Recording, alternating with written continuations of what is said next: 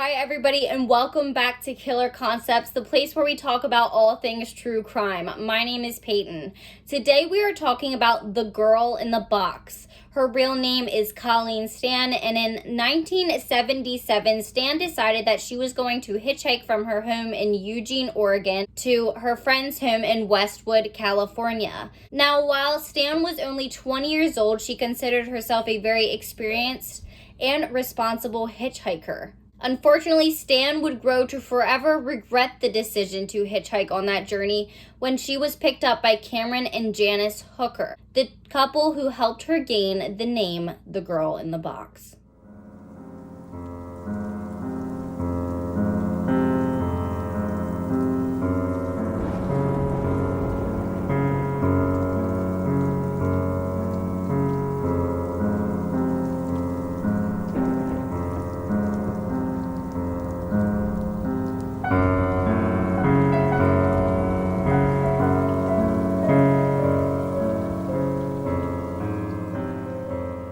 Before we get started, I just wanted to remind you that if you're new here, make sure to hit that red subscribe button down below and turn on your post notifications so that you do not miss a thing. You're going to want to make sure you're subscribed because when I hit my first 100 subscribers, I am going to be doing a giveaway and you are not going to want to miss it. Like I said in the beginning, today we're talking about Colleen Stan and her captors, Cameron and Janice Hooker. As always, I'd like to start by talking a little bit about Cameron and Janice Hooker and how they led up to actually capturing Stan and becoming criminals. So Cameron Hooker was born in 1953 in Alturas, California, but he actually grew up in Red Bluff, and this is pretty much where he stayed. He was a very quirky, geeky-looking kid and teenager, and he seemed pretty normal for the most part. He did not do very well in school, and because of this, he actually started working at a lumber mill when he was still in high school.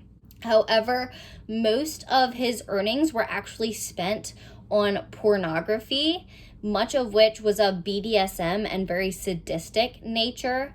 This side of him, he pretty much kept secret from the world around him. When Hooker graduated high school, he actually stayed working at the lumber mill, and when he was 19, he met Janice. Janice was a much more sheltered girl. She was only 15 when she met Cameron, and her parents actually did not let her see any boys. And so she had very little experience with the opposite sex and zero sexual experience.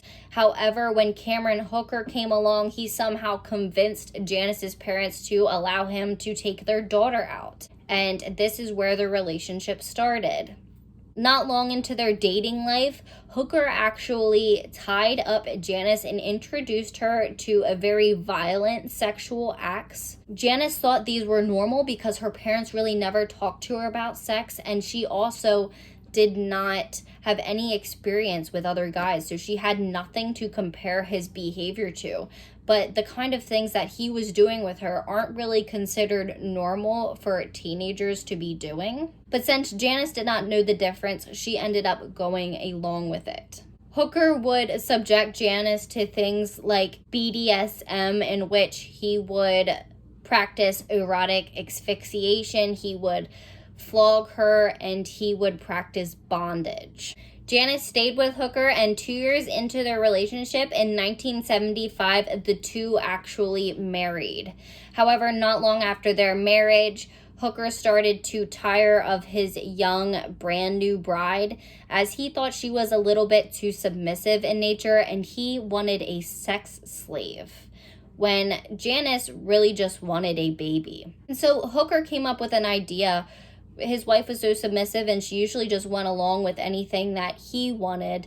And so he proposed the idea to her that if he could have a sex slave, that he would allow her to have a baby and he would have a baby with her.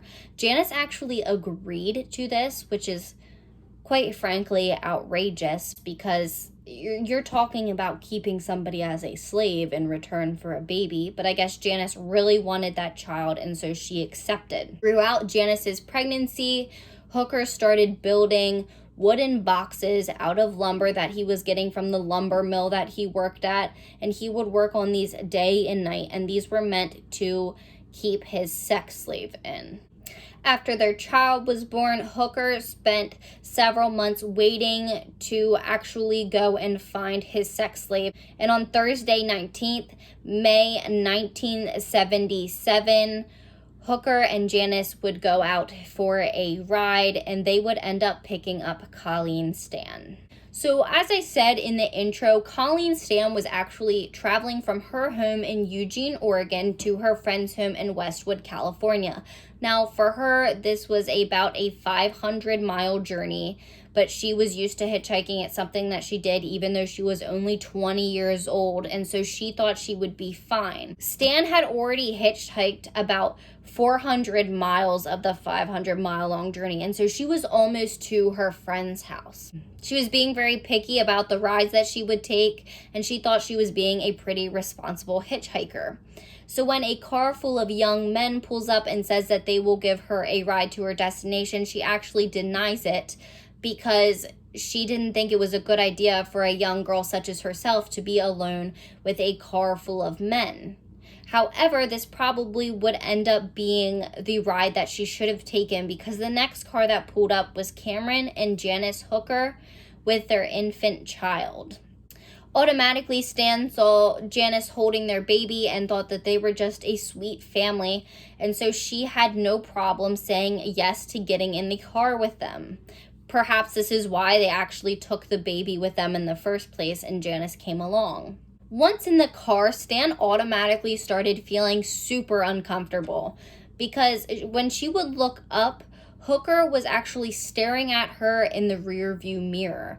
She'd look away and then she'd look up again, and he would be gawking at her some more.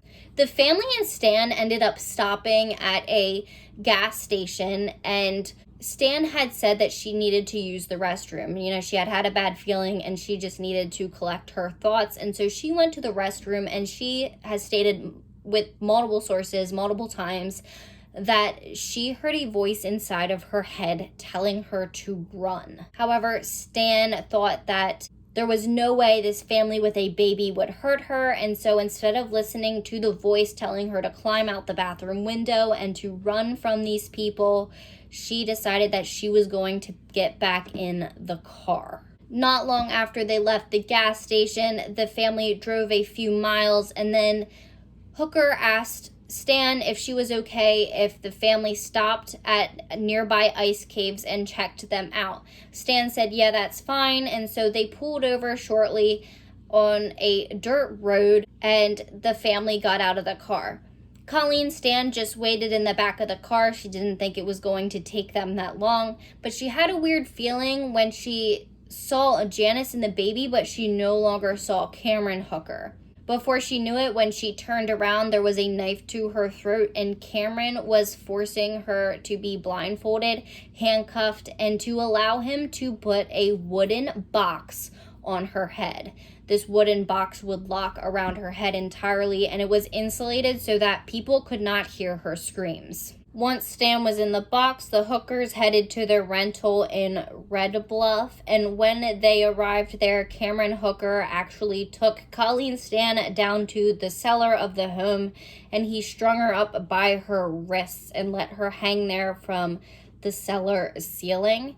He beat her repeatedly, and then his wife Janice came down and they had sex in front of her suspended body. When they were finished, Hooker had Stan get into the coffin-like box that he built with the head box that he had put on her previously, and then he locked her inside where she barely had any oxygen. This became a daily occurrence, and Cameron Hooker would do things like beat her, burn her, electrocute her, and tie her up.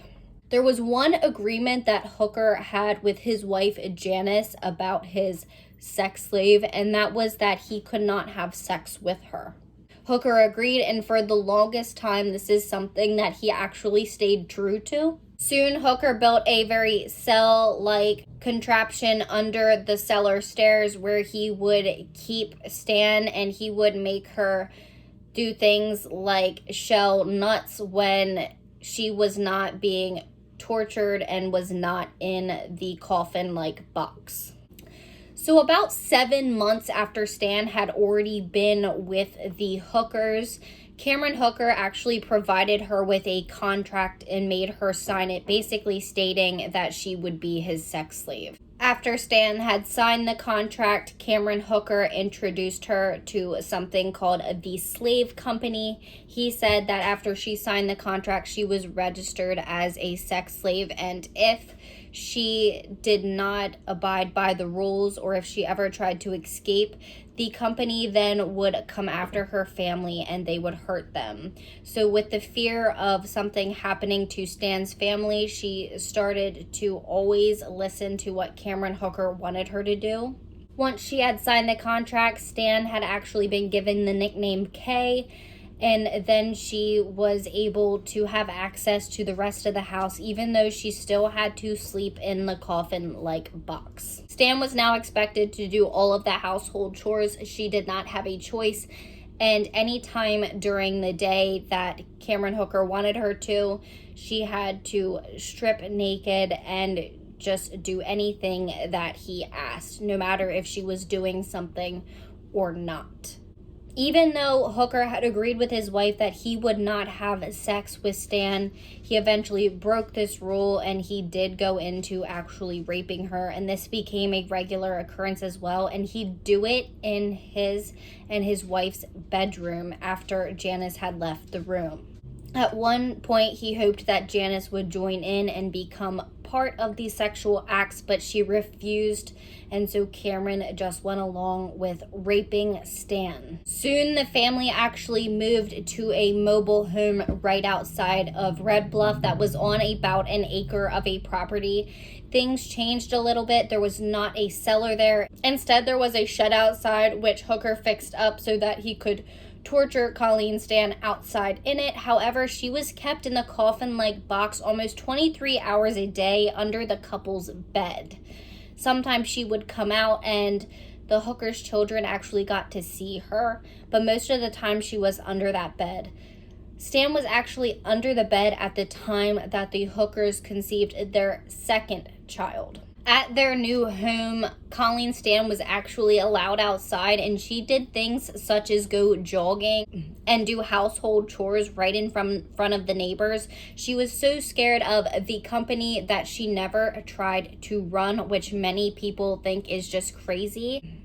At one point, Hooker even sent Stan and Janice out to go attract men. Stan would also be used to help care for the Hooker children, and she would even be sent out to beg for money at times. When Cameron Hooker realized that Colleen Stan was not going to try and run because she was so scared of the company, he actually allowed her to write and to call her parents. After 4 years of captivity, this really made her parents feel good because they had not heard from their daughter at all.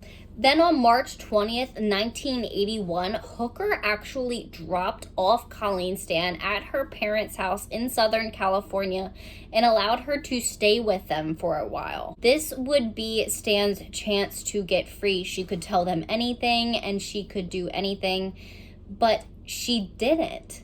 She still was so afraid of the company and she said nothing. She spent the time with her family that she had, even though she really wanted to say something.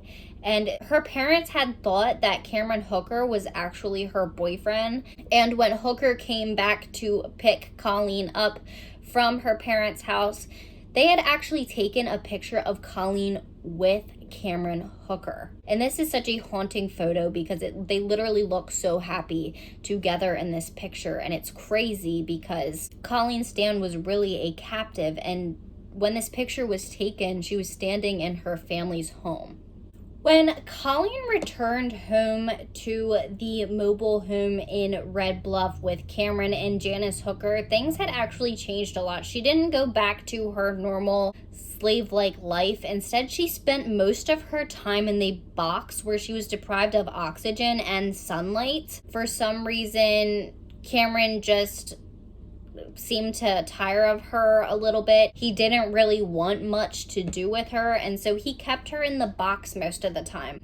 When the kids would ask where Kay was, Cameron and Janice Hooker would just tell the kids that she wasn't going to be around anymore, and so that they did not have to ask about her, and then they would go on with the subject. The only time at this point where Colleen Stan would come out is to be tortured by Cameron Hooker, and this was very, very rare. So most of the time she was only coming out at night to go to the bathroom and to eat.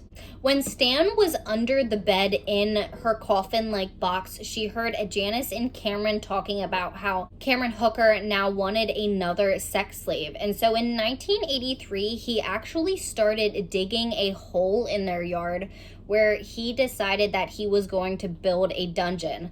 But this pit ended up flooding when it rained one time, and so Cameron Hooker gave up on this. In 1984, Cameron Hooker then allowed Colleen Stan to go work at a nearby motel. The people who had worked with Stan at the time thought that there was nothing wrong with her living situation, as she did not seem like anything was bothering her at all. She seemed like she was living a normal life. One night after Colleen Stan's shift at the motel, Janice Hooker came to pick her up.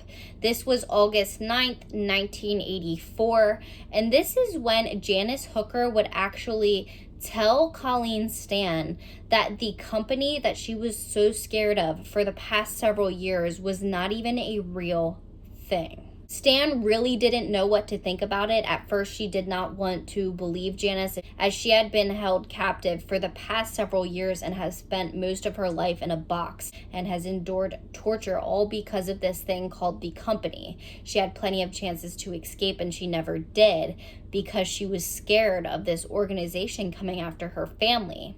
However, Stan thought about it, and she decided to listen to Janice Hooker, and that night, Janice Hooker actually helped her escape. The next morning, Colleen Stan was on a bus out of Red Bluff, California, to go to Southern California to be with her family. Stan had contacted her father, and her father had wired her money. When she arrived at home, she actually did something which was a little bit strange, and she called Cameron Hooker. And apparently he cried when she had told him that she was leaving and she wasn't coming back. Colleen Stan had been tortured by the Hookers for 7 years. She had spent most of those 7 years in a box. She had been taken captive when she was 20, and she was now 27 years old. However, even after all this that the Hookers had done to her, Stan would still keep in contact with them for a while. Over the next several weeks, Colleen Stan had actually made 29 calls to the Hookers. She had told Janice Hooker multiple times that she needed to leave Cameron Hooker, and she was trying to convince her to leave him. And then she had also been talking to Cameron Hooker. Many people think this is strange, but this is actually something that is known to happen to people who have been in a captive situation for a long time.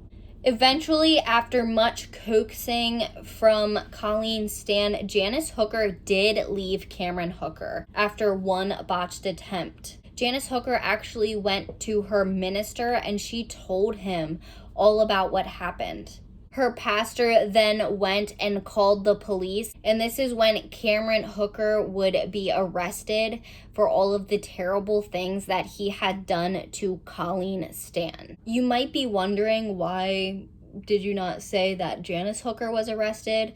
Well, when the police called to talk to her, Janice Hooker actually made a deal with them that she would get full immunity if she gave up her husband, and so that's what she did. Cameron Hooker denied all allegations of rape and torture. He said that Colleen Stan was a willing participant. However, this did not work to his favor due to his wife testifying against him and saying that he had kidnapped Stan. And so on October 28th, 1985, Cameron Hooker was sentenced to 104 years in prison. after charges of kidnapping and rape. Colleen Stan still does many interviews about what happened to her. It was atrocious, and she wants people to know how dangerous it is to do things like hitchhike and the type of things that are out there. However, she will never fully outrun what happened to her, and it is really unfortunate. So the best thing we can do is share stories like this in order to keep it from happening to other people. While I wish I had more for you, that is all I have for you today here on Killer Concepts. Make sure to go hit that red subscribe button down below and turn on your post notifications so that you do not miss a thing. Trust me, you are going to want to be subscribed, because when I get to 100 subscribers here on YouTube, I will be doing a giveaway and you are not going to want to miss it. If you have any case suggestions or just anything that you'd like to talk to me about, you can leave a comment down below, or you can send me an email to the email address right here, which is also listed in the description box below. My social media channels are also listed down below, so make sure to get in contact with me. Before you leave, don't forget that the world's most dangerous minds hide in the most unlikely places. Stay safe.